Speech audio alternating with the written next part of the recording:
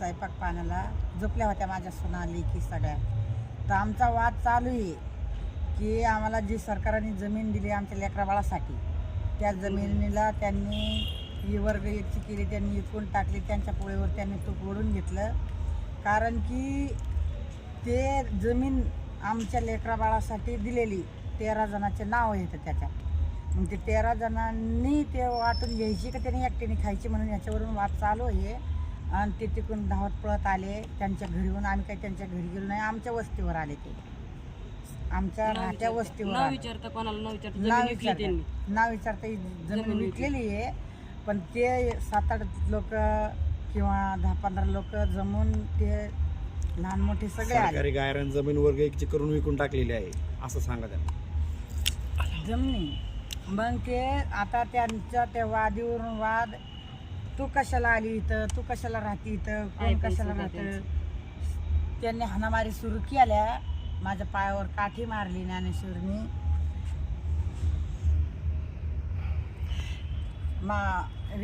रेखाने अश्विनीने माझ्या काजलने केस ओढून धरून हाणामारी केली माझी.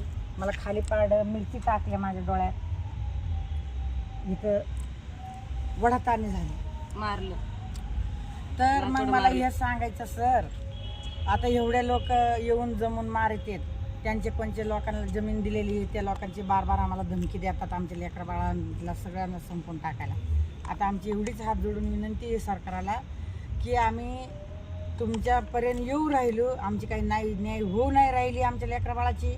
आम्ही सरळ आता कलेक्टरच्या दारात सगळे लेकरं बाळा घेऊन उपोषण बसू आणि आम्ही तिथंच जीव द्यायला तयार आहे. खोटी नाटकीचं पण आपल्याला करणार. हे खोटी नाटकीचं तर आम्हाला वैतागच आलेलं आहे.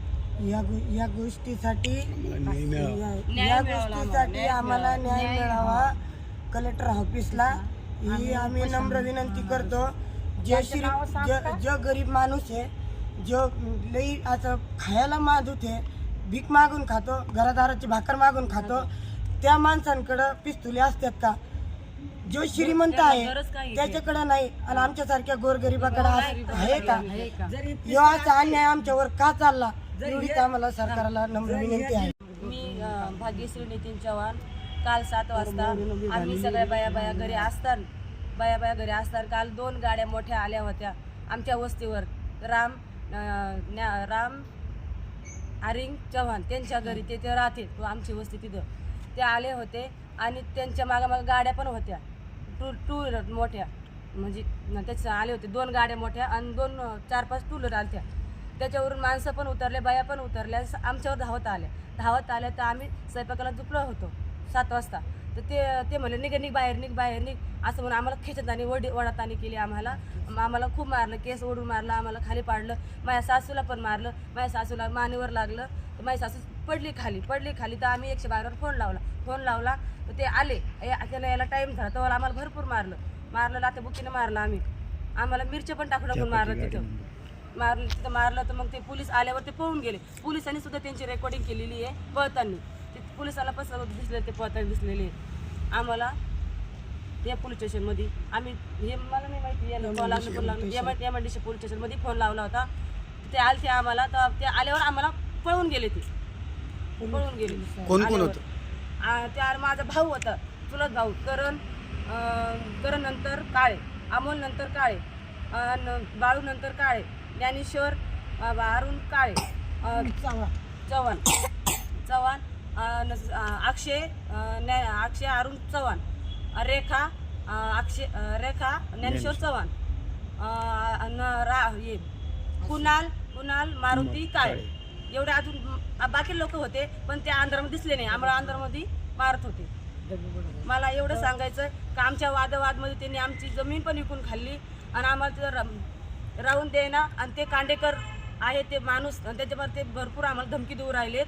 आणि ते म्हणजे तुम्हाला मारू, तुम्हाला आम्ही जीवन सोडणार, तुम्ही इथून पळून जा, इथं राहू नका, असे आम्हाला धमकी देऊ राहिले. वारंवार आम्हाला अत्याचार करू राहिले. आम्हाला पाणी पिऊन देत नाही, आम्हाला सरपंच काढून देऊन देत नाही. आम्ही असं कुठं गेलो तरी आमच्यावर लक्ष ठेवतात.